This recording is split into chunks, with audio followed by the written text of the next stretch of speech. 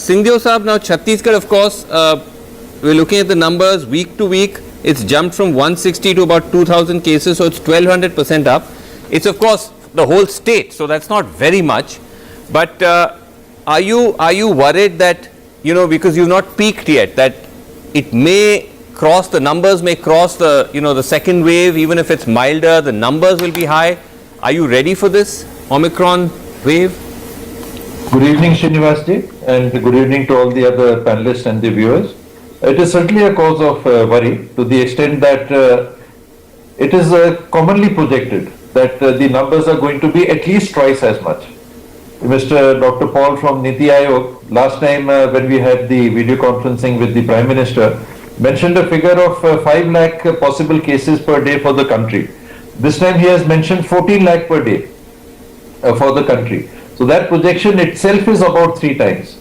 Worst comes to worst, we are anticipating if we had 1 lakh cases in a day, we will have at least 2 lakh cases, active cases in a day. So that is the cause of worry. Numbers are certainly going to be higher. I hope I am wrong. I hope I am projecting wrongly. But the cases are going to be higher than they were during the second wave. But like everybody is seeing throughout the world, everybody is seeing that the severity of the cases is low. And like the Health Minister from Delhi said, we too are experiencing the similar thing, that people coming in for other procedures are coming in and testing positive, where they are occupying ICU or even ventilator beds. They are coming with other ailments and being tested for. So your ICU, what is the status of your own ICUs and COVID ventilators? How much are, what? At the moment we are 2.59 occupancy in normal beds, 2.05 occupancy in oxygen beds, 1.98% oxygen occupancy in HDU beds, 2.68 occupancy in ICU beds, and 2.15 occupancy in our ventilator beds. These are all percentages. Sorry, these are percentages. And out of 19,710 beds that we have, including these about 6,000 beds which are normal, non-oxygen beds, occupancy is 446, which works out to 2.26% of the beds.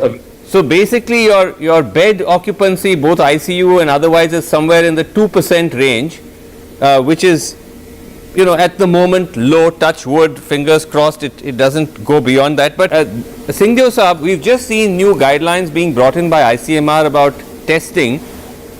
Important condition they've removed is people who've come in contact with confirmed cases of COVID don't have to be tested anymore unless they're high risk.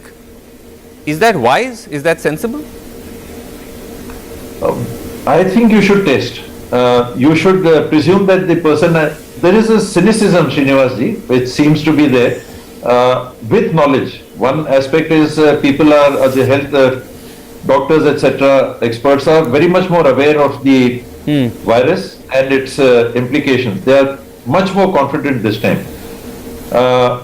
So their feeling is, one, that it is likely to reach almost everybody. It's going to reach a very large number of people. There will be far more asymptomatic cases. The severity is less. Bed occupancy, like you were asking me, we have 13,000 active cases today. Right. If it gets 20 times, our occupancy would be, let us say, 45%. If it gets 30 times, we get 360,000 cases, our bed occupancy would be about 65%. So that is what everybody is banking upon. If these figures go wrong, if these percentages don't hold, and the bed occupancy doubles with the doubling or tripling, then there will be trouble. Okay, so you're saying you would still be comfortable if people who have come in contact are tested. You're right. I mean, you think it's perhaps wise to do that and not make this assumption that everyone is going to get infected. So why bother?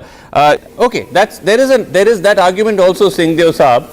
As you said, that's the sort of view the policy makers have taken.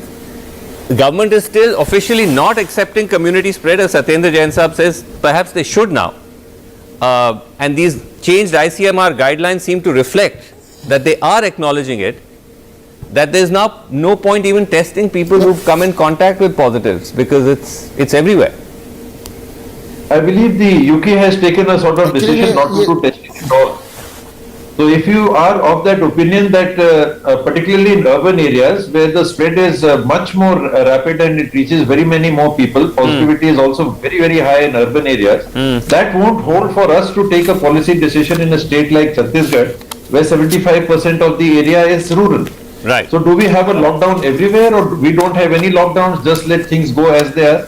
Right. I don't think that is very wise today. We Okay. should so far stick to knowing exactly what the situation is so that Okay. a more informed decision can be taken. Right. Treat those who have symptoms and those who are sick and who are requiring care, like hospital care. That's the key. But anyway, interestingly poised, the virus is at an inflection point. Let's see how it plays out. But thank you both so much for joining me on Reality Check. Thank you so much for watching. We're out of time. Good night.